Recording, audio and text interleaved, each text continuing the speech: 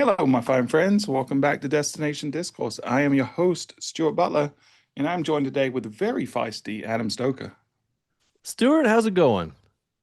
Well, that was sort of anticlimactic. I introduced you as feisty, and then you come Yeah. like very, non-feisty. Well, this is in the spirit of disagreement that we normally have on the Mm, show. I wanted to immediately counter your claim. okay, or I could interpret that as like the pre-recording section where you were really feisty was your real self, and now you're putting on this fake persona for the public. Is that?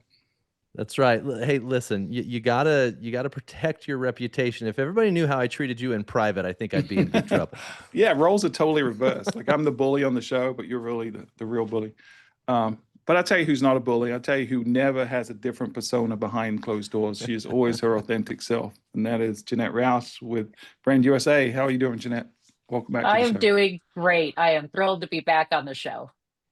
Well, you know I am a big fan of yours. You've inspired me more than I can describe. And you always have some really interesting things to say about AI and the future of DMOs. And today is going to be a really fun exercise for us because I don't think any of us have really thought through where this conversation is going to go. So I think our audience today is going to hear and see real time thinking, and we don't know where it's going to go. So it Yeah. could be really, really fun.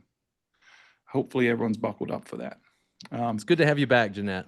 Yeah, it is. I didn't Second, rehearse at all. It'll be all fresh thinking. awesome. Well, I hold mean, I on. think we I all know gotta enough to ask. be dangerous here. I gotta ask though, Jeanette, is it the real you, or have you gone so far into the AI rabbit hole that your avatar is here with us today?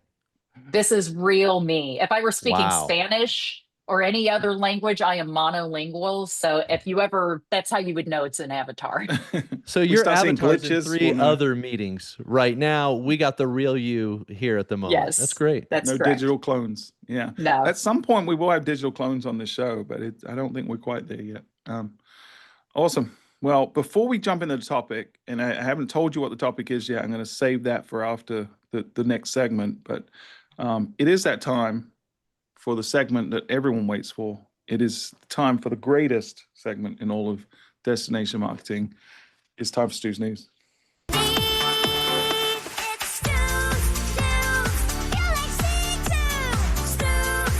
Oh yeah, Jeanette likes it too. Yeah. I got to tell you, we're taking a little break from recording, Adam, and It's a pop.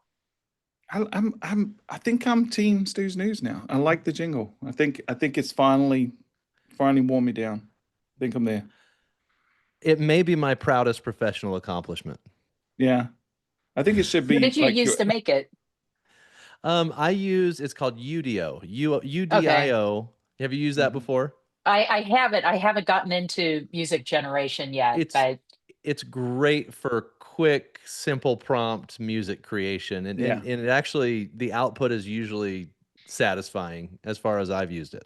Yeah, it's good. You have a lot of control over the style, the tone, the lyric. You can either upload lyrics or it can generate. It's good. We actually created a whole album for Matari Best. You remember the oh, I love campaign we Matari did? Best. Yes. Yeah. So version 2.0 of that, we were going to create a virtual concert, and it was going to be called, what was it? It was something Coachella Palooza, something, or like we put together all the different festivals into one thing, and then we created it. Literally, Chris on our team created a whole album of Myrtle Beach inspired songs using it. So it's pretty fun. It's worth playing around with. But that's not Stu's News today. Stu's News, we're doing a first on this show. We've never done this before. I mean, this is groundbreaking territory for our show. The guest is bringing Stu's News to us instead of us bringing it to you guys. So I'm going to hand it over to you, Janette, and you can break Stu's News. It's very, very timely. Two hot, fresh pieces of Stu's News today, fresh off the press. ChatGPT 5.1 has been released. So OpenAI did that. I don't know if it was overnight or first thing this morning, but when I was scrolling my news feed at 7 a.m., there it was. So the idea is that it's supposed to be for the people who really loved the personality of 4.0. And even though it was a bit sycophantic, and we're really mad when they made the upgrade to 5, where it became a little more detached. I guess we get to go back to the warmer, more sycophantic personality again. And Adam is somewhere, super excited about that. I He bet. loves sycophants. So No, me and ChatGPT are actually in a very heated battle right now. And while I think this is great news, Janette, that 5.1 has come out, I unfortunately can't use it because somebody in the design department at ChatGPT created this use case where if you use a company email to set up your profile, it gives you a personal profile and a business profile, right? And you can use Yes. one, and that sounds like a great idea when you pitch it. But somehow I was getting charged for both. And so I went and said, I want to cancel the personal portion because I'm getting charged. I went to cancel the personal portion and it deleted both. And they have a rule where you have to wait 30 days before you can even create a new account with your email. And so you can't, and there is nowhere to fight it. There is nowhere to appeal. And so I am furious with ChatGPT. I sent a request into the abyss and we'll see if I ever hear back from them. And if I do, will it be a human or an AI bot? But yeah, really, really disappointed that I can't try out the new ChatGPT. You will never Wow. hear back from them because all of our corporate accounts, the entire thing was not deleted the way that you're describing it, where we had to wait 30 days, but they disappeared in April. And it's a black hole. There is nobody to call. Yep. There is nothing you can do. We just had to, like, in the same day we made new corporate accounts that, were paid and we had access to, but complete blank slate. Yeah. And this is why they say from an enterprise perspective, maybe go open source and on premise, which I'm not ready to do yet, but I can see why Yeah. people would. Well, it gives me a lot of anxiety, just the thought of losing all my conversations, Yeah. that just I'm devastated. yeah, it gives Oh, me a lot of anxiety thinking about that. All right, so that's are there other features with 5.1 other than the personality thing that you've been able to identify yet, Janette? well, it's included in that update is if you have a business account. So for everybody except Adam, you are now able to access apps in ChatGPT, and that came out in their Right. dev day about a month ago. So specifically, I think the ones of interest to this audience is going to be the Expedia, the TripAdvisor, and the Booking.com Booking, apps. So you yeah. go into your settings and you activate them. Talk to IT first because the owners of the apps do get some access to app data as part of Mhm. having that connection. And they're very vague on what it is exactly they get to access in your chats. Yeah. But it allows you to stay inside of Chat GPT and research, prices for flights on Delta over Thanksgiving weekend. Yeah. Yeah, not great for DMOs, have to say. And I haven't heard or seen of any DMOs or even know what the process is for DMOs to create their own apps yet. But certainly for hotels, at least my constituents are very disappointed in this. They see it as a big threat. They already feel like OTAs play an important role in the ecosystem, but that they're over relying on them and they don't want to lose market share to OTAs beyond what they already have. So this is what we've been talking about on the show for a while, which is DMOs and ultimately other folks may get completely disintermediated, and the big guys will have a lot more control and power if we're not careful. So we've Yeah. got to do everything we can now to prevent that. Think about the power that immediately TripAdvisor and Expedia are going to have because everybody that currently has advertising accounts with TripAdvisor and Expedia, they can raise the rates by 20%, and you really don't have a recourse if they're the primary travel app that shows up within the ChatGPT interface. And so I would like to see ChatGPT figure out how to democratize this a little bit more and allow individual businesses and individual DMOs to create the kind of apps necessary. But And we can. Like that is possible. They have now, and again, it's a little beyond my capabilities as a theater major. They have a SDK, a software development kit, where you can create your own apps. These are powered by Model Context Protocol, which has been, the hill I've been dying on lately.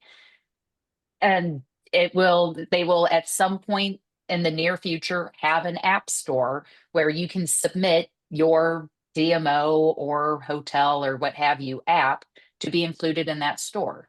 And I think at some point it will be as simple as you say a brand name when you're using ChatGPT, and it will ask, oh, do you want us to plug into that app and bring that into the chat, so that from a DMO perspective, here's some trusted storytelling and information about the destination. Yeah. That's my You're fantasy of the raising, future. but you're raising some important questions about brand loyalty. How loyal is the consumer to the brand to where they'll mention that and be willing to use the individual app as opposed to an aggregator who has all the data? So Yeah. I know that's all of our jobs, is promoting the brands of our destinations. And I suppose from I'm brand loyal to an airline, a hotel. Am I brand loyal to a destination? No, I'd love to go all over the world, but maybe I would be brand loyal to DMOs if I understood that they were nonprofits that don't financially gain from providing information in the way that if a influencer had an app, perhaps they would be. Maybe. I don't know. Yeah. I'm not as convinced that the majority of people would be. I think the altruism in you is probably greater than the average person. I But think convenience versus altruism is the battle, yeah, right? convenience and Yes. value, right? So unless we can find a way to provide value in a different way, I think it's gonna Yeah. be tough. So I think this is a great segue, right? So I teased it earlier. We're gonna be thinking in real time here, and sort of pontificating a little bit. We're gonna pretend we have our crystal balls, and I'll set some rules. What we were gonna try to do over the next several minutes is we're gonna think into the future and say, what does travel look like at some undisclosed point in the future, right? So if we follow the trends to their eventual conclusion, this might be a year, but it might be 20 years. I don't know. Not going to put time constraints on it, but we're going to imagine what it could be like to be inspired to travel, to research travel, to actually book travel and experience travel in the future. Then we're going to look at what that means for DMOs. What does it mean in terms of what's going to change, what's not going to change, and then what can we be doing about it today as a DMO to protect ourselves in this future. So I want to start, Adam. This is a story you've told on the show once before, but can you share again, when you were in college, Zune came to you, Microsoft came to Yeah. you with a project with the Zune, and you want to share that story with the audience, because I think it's a good way for us to unleash our creative thinking. Yeah, and I'm glad you started there so that I can kind of give the intro with how small-minded I am compared to some of these big Yeah, corporations. this is gonna be a great episode. But it's a great illustration of where we're at today. So when I was studying advertising at BYU, we would get lots of big brands that would come in and ask our students in the advertising program to either build marketing initiatives or come up with program infrastructure or whatever it was. And, a very small percentage of that might get implemented. For the most part, it was more for us than it was for them. But Microsoft came in and they said that they were trying to figure out how to take the Microsoft Zune, which at the time was the competitor to the Apple iPod, right? And it's fascinating looking back, because we only looked at the Zune as a music media player. And what they said was they want to figure out how to maximize the use case for the Zune, that it even includes other types of entertainment. And remember, at the time, nobody watched videos on their phone. Nobody watched videos on a small screen. The smallest screen you would watch a video on was on the back seat of an airplane, right? And that was if you had the most state-of-the-art airplane that you were flying on. And so this idea of video on a small device like this wasn't even a concept that we understood. And so me and the other students that were working, we were in groups working on this group project, we could not for the life of us come up with a use case that we felt like would make sense to expand the functionality of the Microsoft Zune.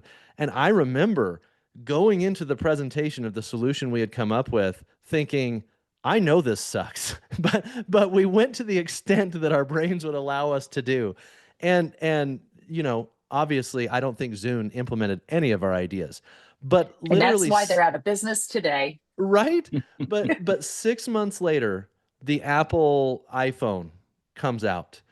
And honestly, the moment it came out, I felt so guilty because I'm like, this is what Zune was trying to accomplish. And if I had to guess, it wouldn't surprise me if they had some corporate intelligence that led them to believe that this was coming. But we could not fathom what the iPhone became. And the reason, Stuart, I think you're having me share this, and I'll go ahead and make the transition now, is that we're in another situation where there's new technology developing, and all of our brains are trying to use our old capacity to imagine, to try to figure out what AI is going to do to our industry and every other industry that there is. And we better figure out how to remove the barriers that we've created in our imagination, or we're going to be me in 2009 or 2007, I think, in my advertising class at BYU. Yeah, that's exactly right, Adam. And you know, the thought process or the quantum leap in thought you had to have was people would be willing to watch a feature-length movie on a device that's 6 inches, right? And at the time, no one thought that was possible. So what it required was an assumption that the entire population of the world would physically change their behavior from where they were. Because at the time, think about it, everyone was going bigger and bigger on screens. Like it was right when plasma screens and LCD were becoming really big, and everyone was going from 60 inch to 70 inch to 80 inch. So that was the trend. So I think what I'm going to challenge you both to do is to really think beyond where consumers are today and think about what potential could it be. You know, think about some of the most out there sci-fi that exists. Think about the computers in Star Trek, how you can just have a conversation with them in real time. And so let's start with, and Janette, I'm going to throw it to you first. Let's think about how will people decide they're going to take a vacation, the inspiration piece of it. Like, how does that look at some point in the future? I wonder, I think we are very close to a future, like let's say 3 years away, where we become addicted to, like, truly loyal to one chat platform. And let's call that our personal AI. And Adam, that's the reason why losing your Chat GPT account is so painful, because you have put so much stuff into it. It has persistent memory. So it remembers things that, you talked about with it a year ago. And to start from scratch, building all of that context is a nightmare. So imagine 3 years in the future and how much more context we're going to have in whatever our personal AI is. And then think about how much more integrated that is going to become in all of your other tools. Like, I've already taken Claude and connected it to our project management software. So I can say, hey, what deadlines do I have this week? And then if it's write an entry for a newsletter, I can say, great, based on your persistent memory and what I've done in the last month, write it. And right now, like, I don't use Claude for everything, so it's not very useful. But I think we are really close to, I don't have to go to Claude and do the push and say, hey, you need to, or the pull, I guess, or I have to pull out of Claude, tell me what the deadlines are. Go ahead and write this for me. I think it's, you log on to your machine on Monday morning and it's, hey, these are your deadlines this week. I've already written the rough drafts of these items, and here's an outline for your webinar, and read through everything. And then I'll put it back into your project management tool once you approve it. So I bet 3 years from now, that looks a lot like what vacation planning looks like, because these tools at that point are going to be so integrated into our calendars, right? Our emails. So it's going to have a sense of, oh, I know you have a bit of a lull coming up. at the end of, like between Thanksgiving and Christmas. And it's been a long time since you've taken time off. And I know you get stressed out if you wait too long. And I'm also connected to your husband and the kids' calendars. So, been a while since you've done a beach trip. What do you think Hmm. about these destinations? I, Yeah. I think there's a little more push that happens and a little less pull. I agree. And I think I would push it even harder than that and say it will probably be integrated into your biometrics at some Oh, point, right? yeah. So it'll be able to tell your blood pressure's out, up, you're not sleeping well, like Oh, you yeah. need a I wear a Whoop vacation, band, right? which is AI enhanced. So Yeah. yeah, I So mean, I suppose if they had the connector, it could happen today. yeah, so we could be in a world where it knows everything that's gonna happen, but also knows your current state and knows everything that's happened in the past and your behaviors and habits Hmm.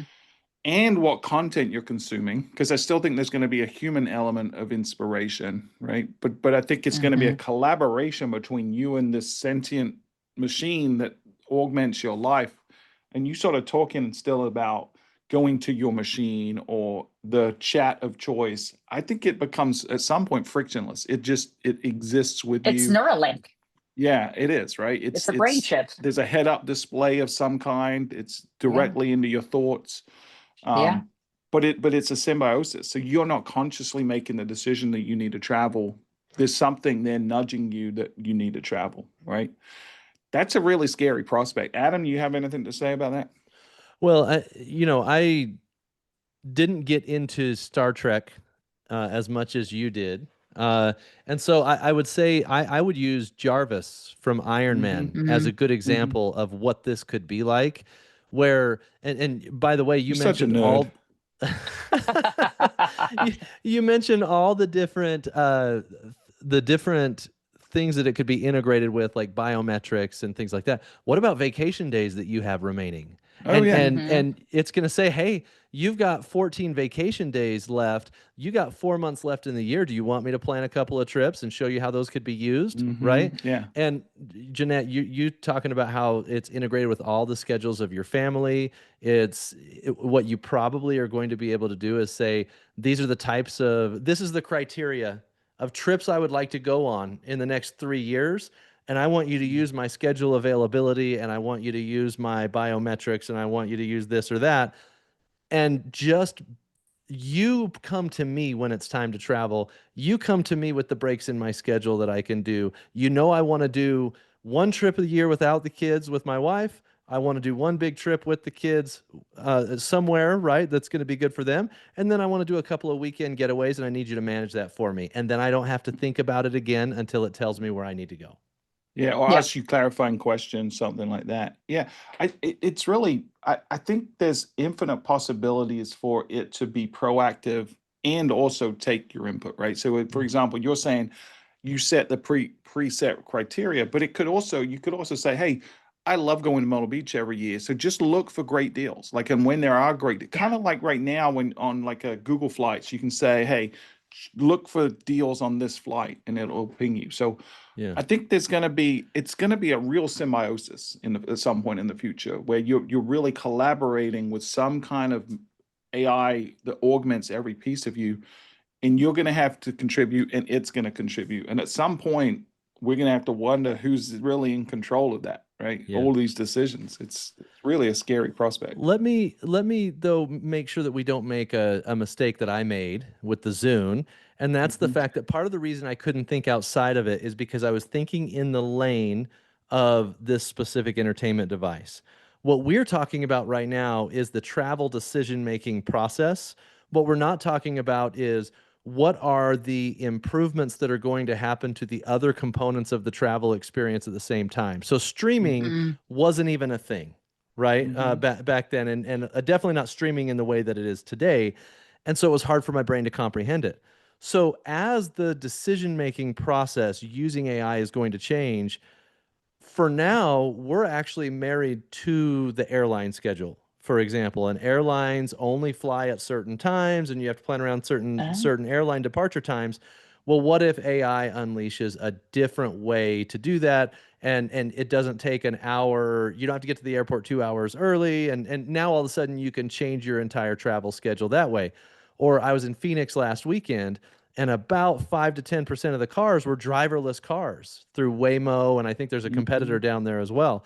Well, what's that going to look like? Am I even going to be driving, or am I going to be able to work on the way there, even though I'm in a vehicle? And of course, there's ways to do that now, but I'm just saying we can't do this single lane forecasting of what's going to happen with technology and not recognize that there's going to be other technological shifts along the way. So it's not just the consumer decision-making process, it's the consumer travel experience that's going to evolve as a whole. Yeah, think of airline scheduling. Like if right now it is, I assume, it's flexible, but it's rigid and routes are planned, a year out, and tickets are on sale for a certain amount of time. And if they make changes, I assume it's a bit of a pain because you have to reroute where every single plane is. As these systems get smarter and more interconnected, perhaps it could be more like literally on the fly decision making where, there's a group of people who are Kansas City Chiefs fans in New York City, and we know that they are very interested in going to this game, and we can move around a schedule to have, special flights at a price we know that they will accept to get them there and get them back on the timing that we know works for them. Yeah. Well, you think about the actual technology of transportation. Adam already touched on one, which is like the automated driverless vehicles, which really reduces a lot of friction of travel. Yeah. But then think about that for flight, right? At some point, we probably have more individualized, cost-effective movement in the air as well. So what is automated cars right now could be one, two, three, four, five people drones essentially that can move you from place to place. So the act of actual physical travel, the transportation of you from home to the destination could be eliminated as a friction point. It could just be something picks you up and moves you to that place. And so you can Yeah, and continue to that's consume in entertainment development. or work or whatever, right? So I think that's a really good point. And it would become more on demand. So you aren't tethered to mass transit schedules and things like that. All right, so what about, do you guys think in terms of the inspiration phase, I believe, and I don't know how you feel, I feel like one of the things that won't change is word of mouth and trust from the individuals who you trust, whether that be known or content creators. Their word of mouth recommendations are still going to influence our choices. You guys feel like that's going to stay? Yes, but I think it's going to be structured differently. So Okay. for example, if I have an AI assistant that can scour the web, I can say, hey, this is, and it already knows who I am, but just for the sake of understanding how this is prompted, it takes the number of people in my family and, all my biometrics, things like that. And I say, I want to go to this type of destination, but I want to know what people like me who have similar beliefs and similar desires and all of that. I want to know what their experiences have been. And then I see it showing me videos of people who fit my same profile and are like me, and it shows them reviewing the experiences that they had, and I can scroll through those and decide if I value their structure of how they evaluated the trip or not. Yeah. Janette, you agree with that? Yeah, I like that a lot. I feel like there needs to be more influencers who are more like me specifically, and I don't always feel like that exists right now. And I wonder if there's Yeah. maybe more of an opportunity for our literal friends to become our influencers, Yeah. like to Would, make that content, because there was a long time that everybody was their own influencer, right? Taking photos of your dinner plate and posting it on Instagram, and every single vacation you take a million selfies. I wonder if there could be, it moved away from that, but I wonder if there is a new kind of one-to-one or small group to one communication in the future that replaces that kind of social media, that makes it, like something different, more accessible than a WhatsApp group. But helps you see this is how your friends have enjoyed this trip, kind of in a way Yeah. that's So meatier let's than it think is through that, now. right? Because Yeah. there's potentially a world where you're not having to push content out like in the form right now. If you want to push content out, you've got to record it, you've got to post it on social media. And I mean, that's not much friction, but you might Well, feel the bar pressure. is also higher, right? Right, Like there's right. so many good Do I videos need out to now. edit? Do I need Yeah. to whatever, right? And are people actually consuming that? I think Yeah. we could end up like if we're talking about this AI that's our symbiotic sort of being, it's in real time capturing some of that feedback, right? It's asking you, hey, did you enjoy that meal? Did you do, da da da da. It could also be something which is wearable tech that's capturing some of that video for Mm-hmm. you, editing some of that video, storing it, posting it wherever you based on your preferences. And I could envision a world where you allow certain people to access that, or what I should say is the AIs of other people to access that. Mm-hmm. So it's when Adam poses the question, hey, people like me, through permission settings, your AIs are talking to each other. And then the AI automatically knows, well, Janette or Adam already did this, and here's the video clip, and here's the thing. So I think theoretically that could all be seamlessly integrated and communicated between the AIs. Yeah. Yep. And then it can edit it for you. Like my edit for you to view doesn't matter. It's the edit that your AI knows you want to see of my footage.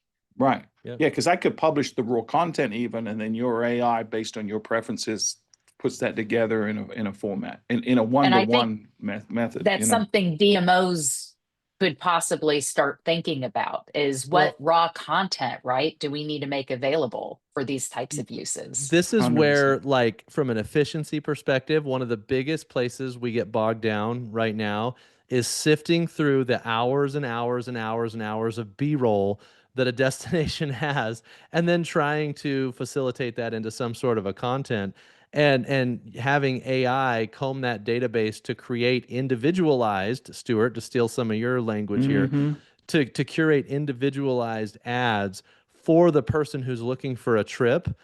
I mean, I could even see a scenario where this becomes in real time destinations using AI to bid on people visiting their destination. And these guys can swipe, yes, I want this one. No, I don't want that one.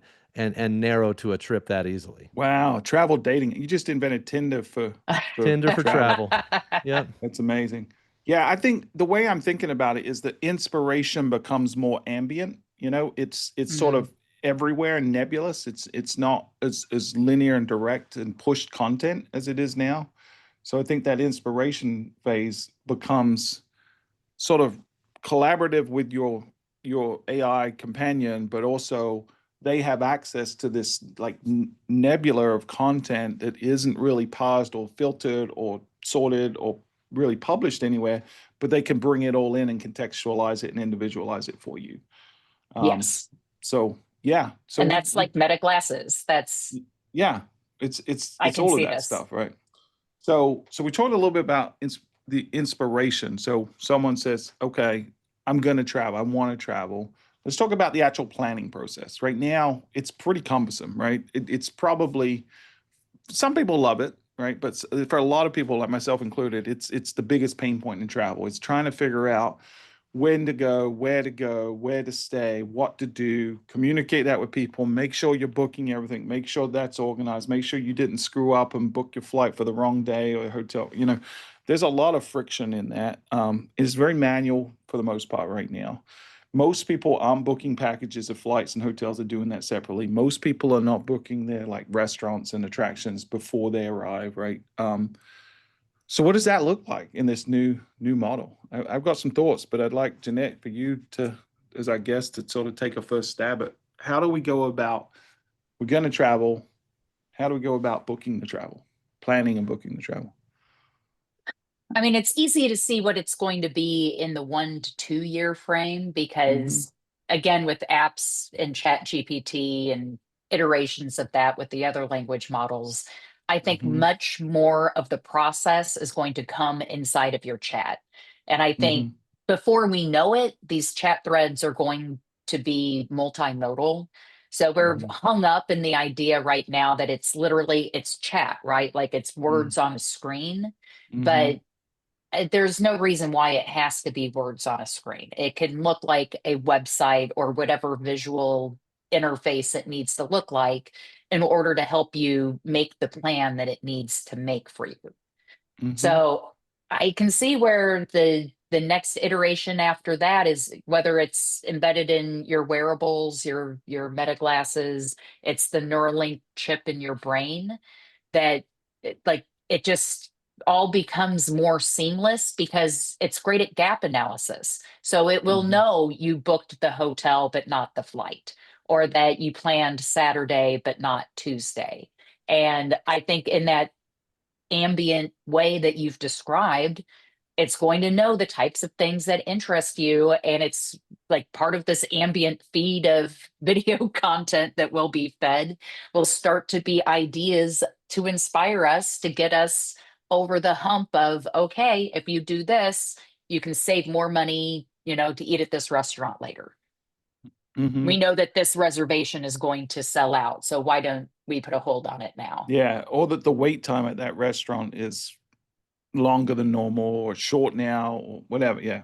So Adam, what about you in the booking process? How do you see that changing?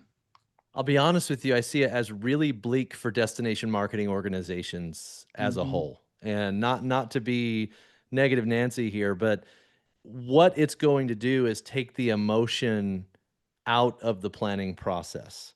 And the reason I say that is AI, the way it is built and constructed, is still a database. Now, it's a massive database of information. And let's think about it first in terms of conventions, and I'll show you how that's going to translate into personal booking, right? So for conventions, you have a certain type of event that you need to do.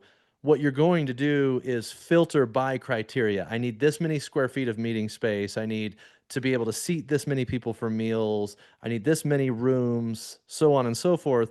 And you can easily eliminate, I don't know, hundreds of cities in the US and say, well, they're not a fit for the type of event that I'm trying to put on. So now all those cities lost the ability to bid on that opportunity. And it's right because they don't meet the criteria.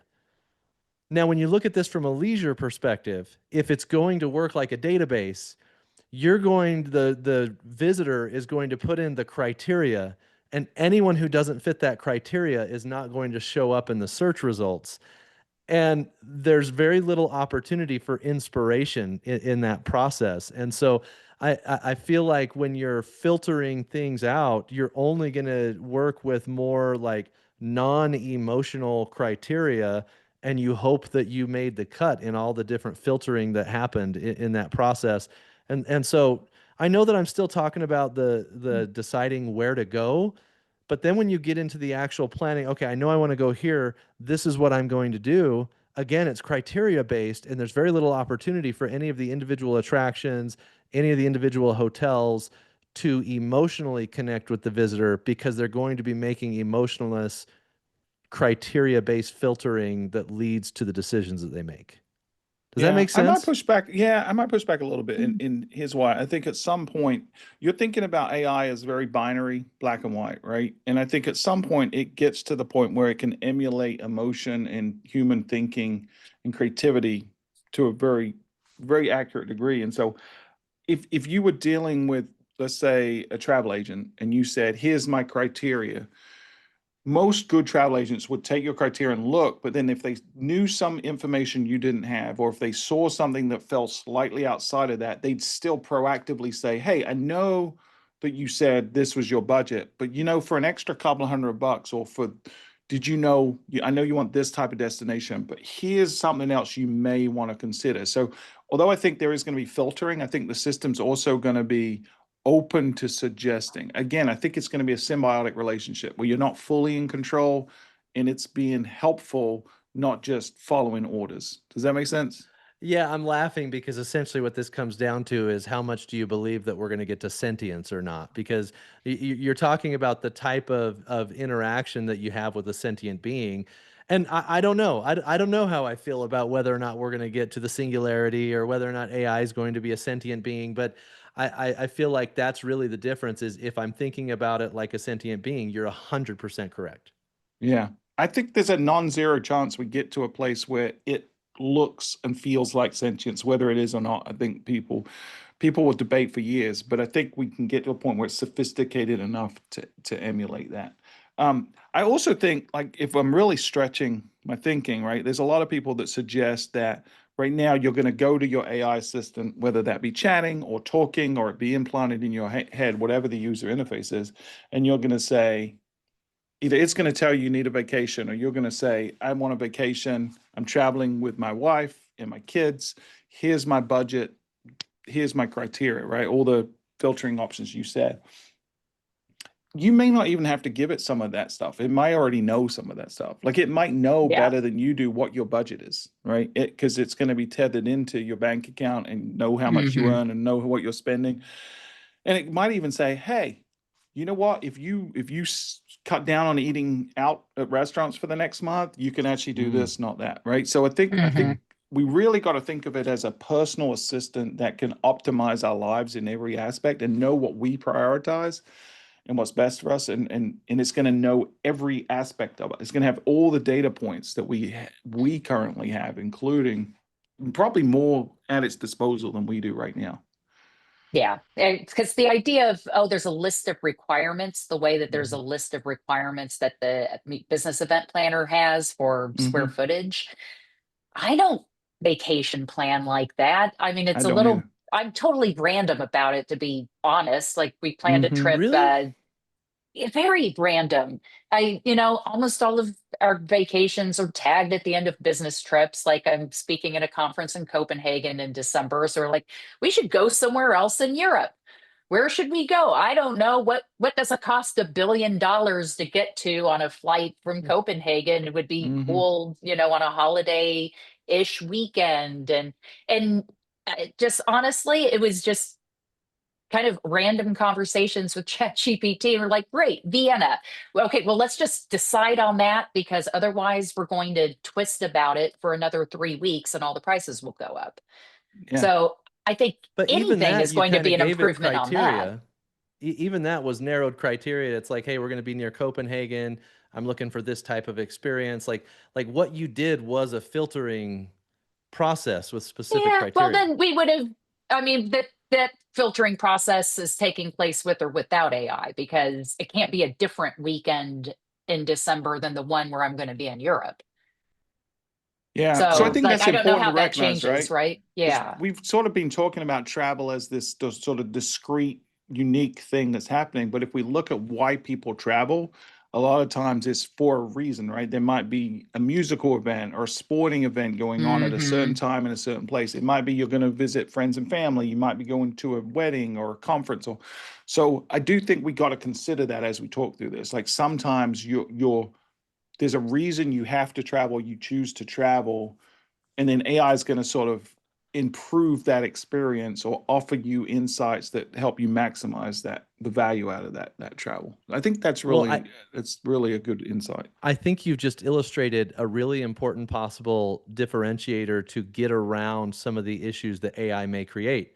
And that's live events, live Mm. sports Are you are jumping ahead, are Adam? We're not being prescriptive yet. We're still dreaming. I agree okay. with you. Well, Put a pin I in that. can't help it. I can't help Yeah, it. put a pin in that because I think you're right, and that we're going to talk about what can DMOs do, and I think you're 100% right in terms of inspiring. All right, so we're painting a pretty bleak outlook for DMOs, right? You've sort of already said it, Adam. I think we've alluded to it. Right now, the question every DMO has to be asking that at some point in the future, does a DMO website exist? Does it serve a purpose? Right now, I think some people would argue it doesn't really serve a purpose other than a place we send traffic to from paid media. But at some point that goes away, right? I don't even know what paid media looks like in the future when, because obviously at some point the AI will have to have some kind of paid media component to it. That's going to be one of their business models. I do think people are going to have more leisure time in the future. Anytime there's been any kind of industrial sort of revolution like we're going through, people tend to work less and have more time. I think there's pressure for people to go to a 4-day work day. I think that's great for travel. I think that means they're going to consume more entertainment. They're going to look for more experiences.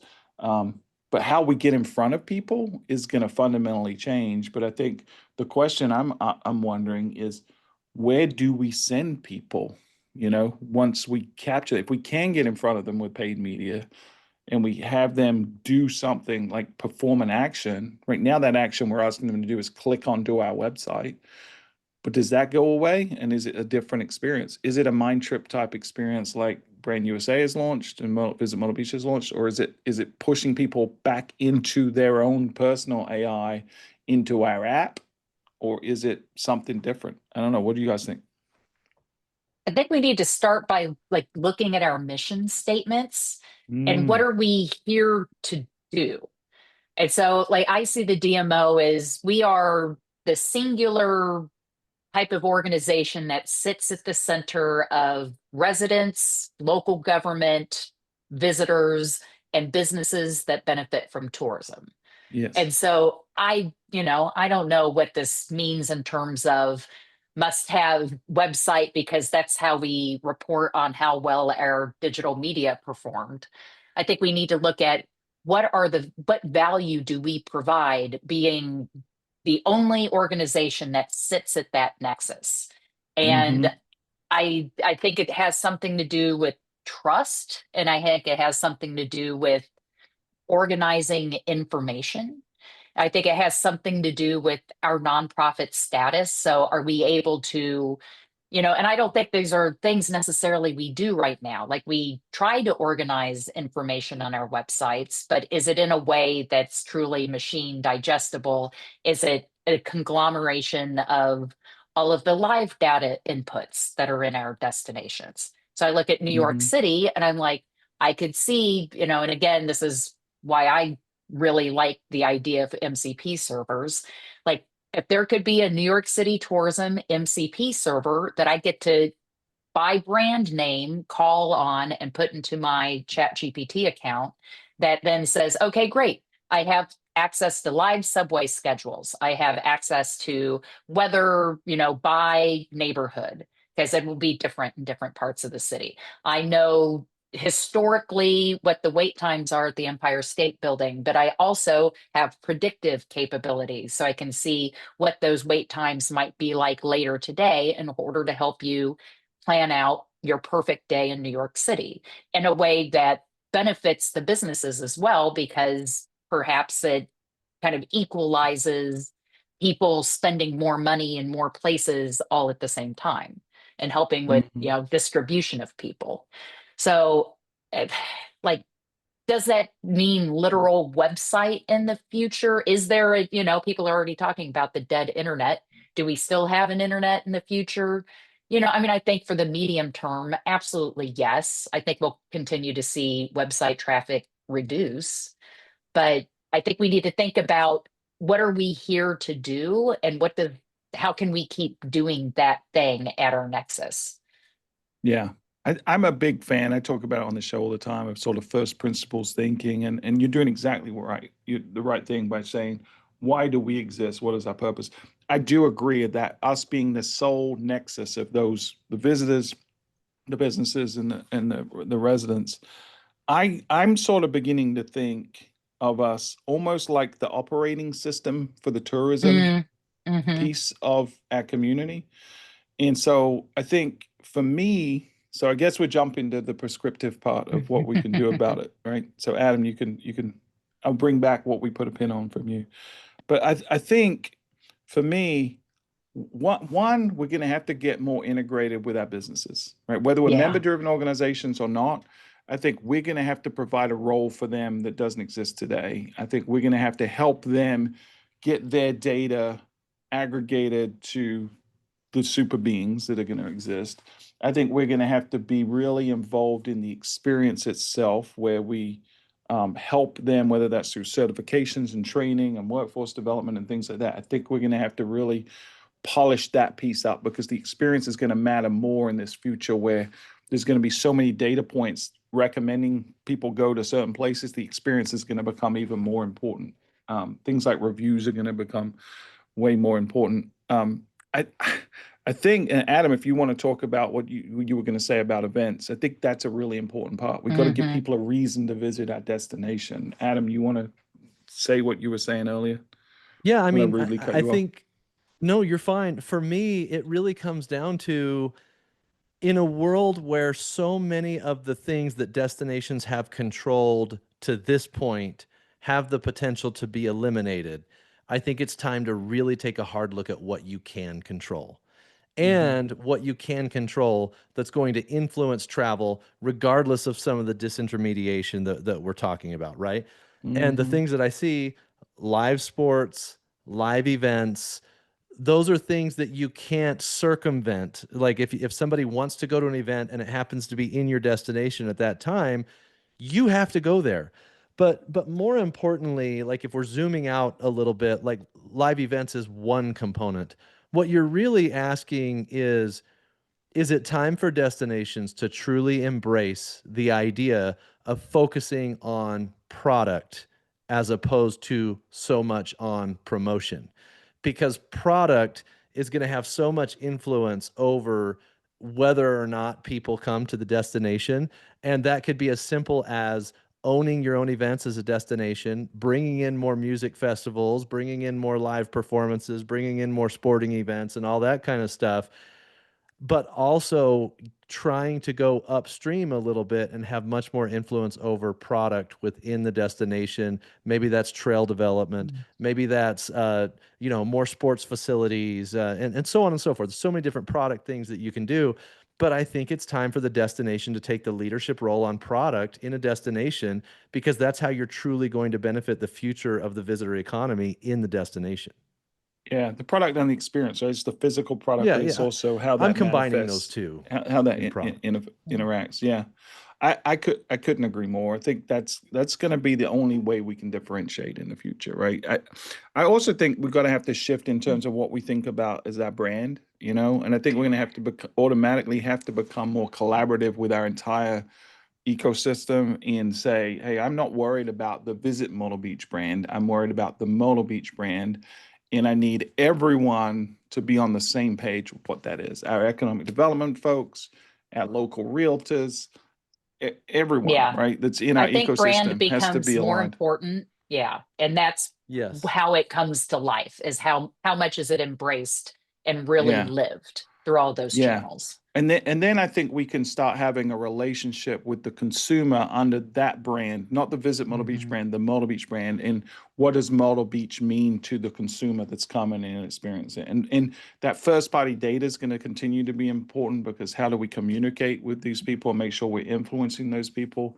I think the structured data that underlines is going to become more important. How do we become that source of truth for not just our community, but how do we push that up to the powers that be? I won't disclose who it is. You guys both know because I've talked to you individually, but I've been talking recently to one of the larger AI folks in the industry, and they're asking that same question, like, how do they get contextual, individualized, granular data that is able to be manifested to people based on their preferences and their choices? And they don't have it figured out yet, but they want DMO. They see DMOs potentially as that solution, that hub where we can aggregate it as a community, and then we can push it up to those guys, because they're not going to be able to go to every small business in the world and say, hey, we need to know all the things about you and all the experiences and all the content. And candidly, the long form content, SEO content that we've been focused on for so long is going to be irrelevant, because it's not going to exist anywhere, right? It's going to be conversational content. So we got to start creating content that is you can interact with, not that you can just consume. So it's a big shift, but I do think there is a role and a need and necessity for DMOs. I just think we got to get a lot more technical, right? We're going to have to hire technical staff.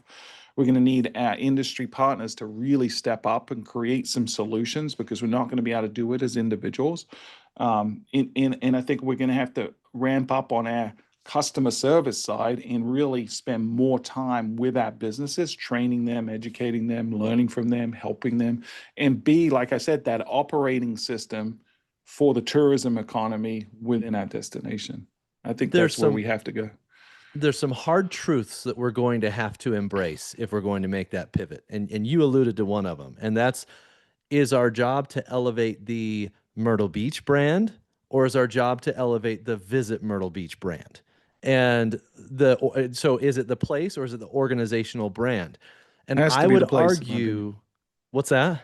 It has to be the place. It has to be the place. I agree with you 100%. But I would argue that there are millions of dollars being spent in a combination of attribution tools and lower funnel campaigns to provide the illusion of organizational impact as opposed to real value to the destination to promote the place. And I think we're wasting millions of dollars trying to promote the organization as opposed to elevating the value of the place. And justify the organization, right? I'm going to quote Winston Churchill, right? This may not be the beginning of the end, but it is the end of the beginning for vanity metrics. And we have to see us get detached from clicks from our website to our members' websites. Because if we're measuring our value that way, we are providing zero value. So we've got to have a broader conversation and show value through touch, through real human connection, through us being able to provide things for them that they cannot do individually. That's why I keep going back to this operating system analogy, because I think we've got to be a part of their business in a way that DMOs have never been. We can't just be a funnel for traffic anymore, because that's going away. We're not going to be a part of that ecosystem.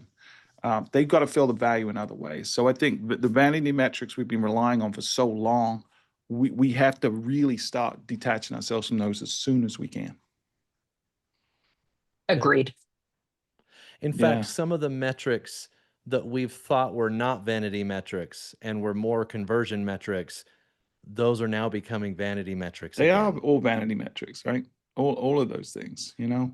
I think we got to start looking at the value holistically. I mean, I think it's hard, right? Because some people could argue, if you wanted to sort of steel man against that, you would say, well, if you're not directly driving business to these individual businesses, then why do you exist, right? So I think we have to figure that out. Like, how do we work with the AIs to measure the impact we're having, you know, whether that be through the content we're providing to them or the number of references that we're influencing, the number of trips we're actually influencing. We're going to have to figure some things out, but it can't be through the website traffic or impressions or the stuff that so many folks are hooked on. See, that's why, again, I like the MCP idea, because you can, if you're the owner of that server, you not only know how many times it's been called, but you know what information has been pulled from it.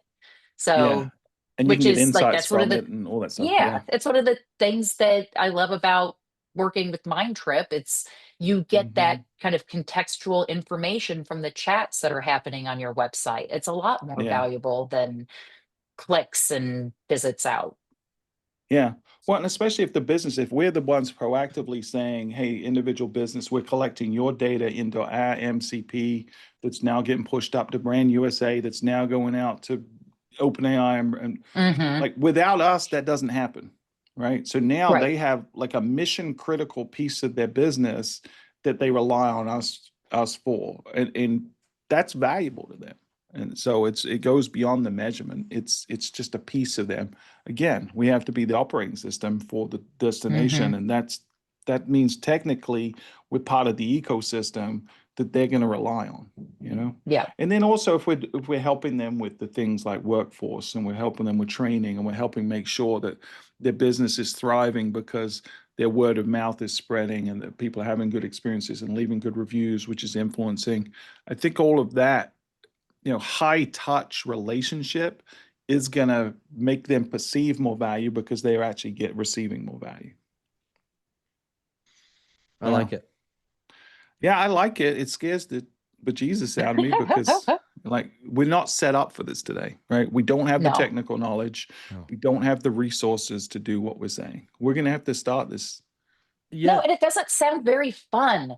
I'm like, I keep looking for something else to be the answers. I'm like, I don't want to be essentially a fancy database manager. It sounds horrible, Well, Yeah. but but I that's a can't small see this working component. without it. Right. Like I see product development for destinations being one of the most fun possible things to be Oh yeah, involved in out that's there. Right. So awesome. yes, the Yeah. database side of things is definitely kind of bleak. But when you look at it holistically, I think the role that we're describing for destinations is going to be much more meaningful and fulfilling than the way we're currently structured today because we're built for the illusion of relevance as opposed to true relevance. I know that's terrible, Stuart. I know you're mad at me for saying it that way, but It's a great quote, man. It's a great quote. We're built for the illusion of relevance. we Wow. are. And I think we've got to just recognize that, accept that, and then say we're going to make the pivot from the illusion to relevance to true relevance, which means building infrastructure, which means truly impacting individual businesses, not sending them a clicks report, but actually saying, this is what we're going to do to help you out. And that means every role in the DMO may need to change, but it doesn't change. Like, I don't think marketing is going to have near the percentage. And guess what? I'm an agency, right? But marketing is not going to have near the value that product development is going to have over the next 10 Well, years. AI is going to be doing a lot of the marketing for us, right? So Yeah. you're right. I think the only way that happens though is if the DMOs get really integrated into the community in a way like they never have before, right? Yep. They have to Mm. be at the table with every major power institution. And I almost feel like, we're sort of moving in this direction, and we are moving in this direction in Model Beach, where we're trying to build more alignment between our other local stakeholders to the point where we're bringing on, in our region, we have other DMOs. We're putting members of those folks on our board of directors. We're putting people Oh, from other organizations, including municipalities and the county, on our board of directors because we need to work collaboratively.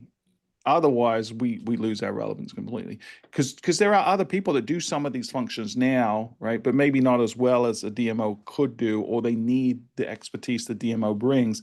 For example, you have economic development in most destinations, but how tightly are you integrated with the DMO so that you can say, hey, this is the type of product we need. We need this type of accommodations, these types of attractions. Hey, here's the data that will go get these. Here's some that we can go together with the same marketing messaging, the same brand, and go pitch together. So we also, the other thing we've got to do in terms of collaborating, being successful, integrating ourselves with the whole community, is we've got to put our egos aside. We've got to stop worrying about taking credit for stuff Mm-hmm. in trying to justify our existence, because if we get integrated and we become a convener and we become a solution to help others accomplish their mission, they're going to see and feel the value. The individuals that work in those organizations will. And that's going to build the moat of defense around us. So when legislatures or other people come on the attack and try to defund us, you're going to have the whole community stand up and say, no, no, no, no. These people play a really vital, important part in our ecosystem. Without them, here's all the unintended consequences. So now we're not standing up there on our own saying we need money to market. We're standing there surrounded by the community saying these guys are driving this really important part of the economy. So I think that's an exciting future. And for the record, Janette, I actually think databases and stuff are really cool and fun personally. okay. So I'm excited about that stuff. But I also do think that, like Adam said, I think it is really fun to think and imagine what our role could be in terms of really elevating the entire experience and bringing so much joy to our visitors and our residents, and bringing helping all our businesses thrive as well. Like that's going to be Yeah. what our mission is, and that's really exciting to me. Yeah. We're lucky to do what we do Yeah, we're and blessed what for we're sure. going to do. Yeah, yeah. All I can tell us is we got to be comfortable being uncomfortable over the next few years. I don't know Yeah. what timeline we're talking about with some of this stuff today. I think I've sort of said on this show before, I felt like it was 3 to 5 years. I think the timeline is longer than that now. The more I talk to smarter people than me, I think they've helped me realize that humans are going to be the slow down factor in this, like adoption. from humanity, because we're making this hypothetical assumption of what things will be.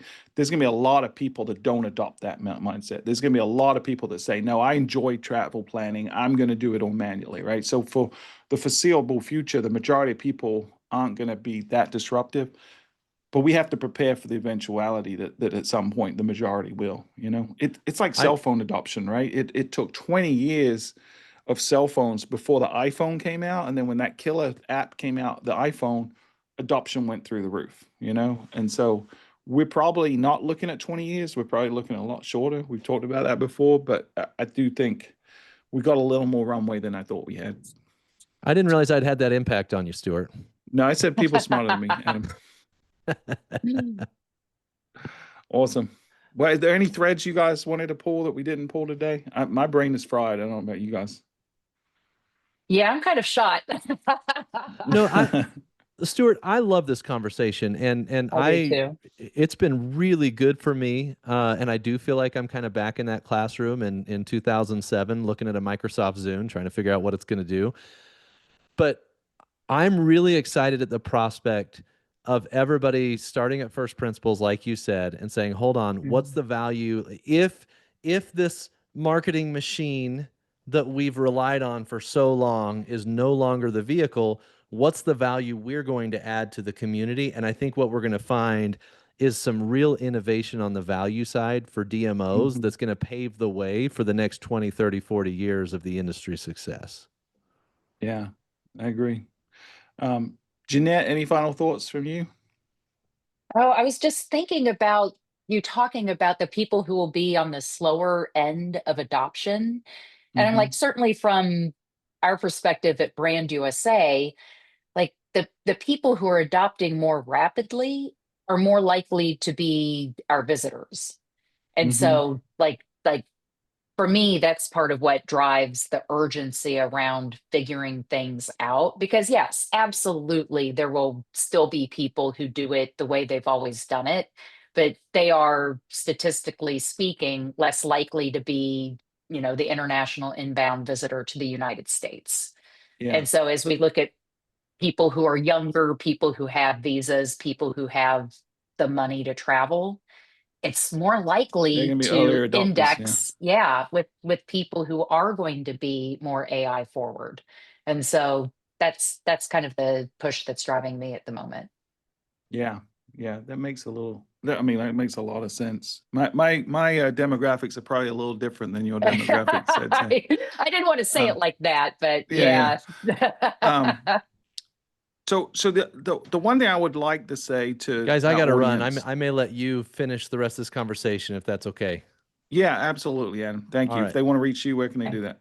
Adam@thebrandrevolt.com or find me on Tourism IQ. Thanks, guys. Okay. Thanks. Bye, Adam. See ya.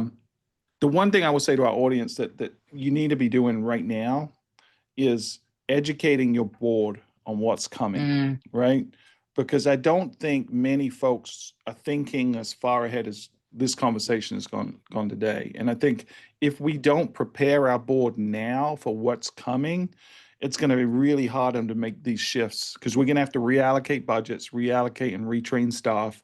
We're going to have to behave differently in the ecosystem within our community. And without the foundational why behind that, our boards are not going to support it. And so we need their support to pull this stuff off. So educate boards now on why this is important. How about this? I got an idea, Janette. Everyone should make all of their board members listen to this episode. Yes. And then, right? And let's have I'll go a step further. Like the C-suite needs to get on board. Oh, 100%. Yeah. Like have your C-suite listen to this. Yeah, I fully. So call to action. Every employee of every DMO, every board member of every DMO needs to listen to this episode. And now we're going to have the most downloaded, listened to episode of all time. I can't wait to hear the vanity metrics. That's a great way to end it. Drop the mic. Thanks. Awesome. Jeanette, if they want to reach you, learn more about what you're up to, where can they do that? On LinkedIn, or reach out to me at JROUSH@thebrandusa.com. Or attend any conference ever, and you're usually speaking at them these days. Right? Just open your Apple Podcast app, and Yeah, I'll be on 6 or 7 different episodes of things. that's right. Well, we appreciate you spending a little time with this little old podcast this week. If you guys want to find me, you can do it stuart.butler@visitmodelbeach.com, or you can find me on LinkedIn. And thank you for listening. Please drop a like, subscribe, and make sure everyone in your organization and or your board listen to this episode. Until next time, this has been Destination Discourse.